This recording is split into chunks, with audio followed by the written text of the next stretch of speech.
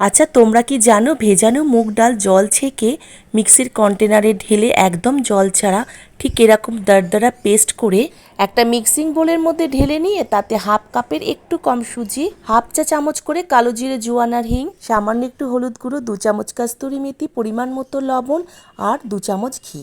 এবার সব উপকরণ ভালো করে মিশিয়ে 1 কাপ ময়দা অল্প অল্প করে দিয়ে একটু শক্ত ঠিক এরকম একটা ডো মেখে নিয়ে 15 মিনিট রেস্টে রেখে দিতে হবে।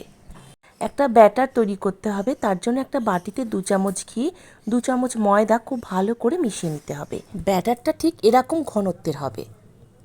এবার মাখা ডো থেকে লেচি কেটে অল্প ময়দা ছড়িয়ে একটু পাতলা গোল করে বেলে নিতে হবে। এখন এর উপরে তৈরি করে রাখা ব্যাটারটা থেকে 1 চামচ ব্যাটার নিয়ে ভালোভাবে চারিধারে লাগিয়ে ঠিক এইভাবে রোল করতে হবে।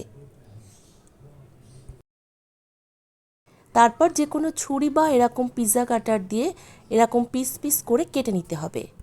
এবার একটা টুকরো নিয়ে এইভাবে লম্বা করে রেখে এবার হাতে তালু বা আঙুল দিয়ে একটু চেপে চ্যাপটা করে নিতে হবে। এবার হালকা হাতে মিডিয়াম থিকনেসের, না মোটা না পাতলা, এইভাবে বেলে নিতে হবে। প্রত্যেকটা টুকরো ঠিক একই রকমভাবে তৈরি করে এবার হালকা গরম তেলে একটা একটা করে দিয়ে একদম লো ফ্লেমে উল্টে পাল্টে গোল্ডেন কালার আসা পর্যন্ত ভাজতে হবে। তারপর তেল থেকে তুললেই পাবে একটা আওয়াজ।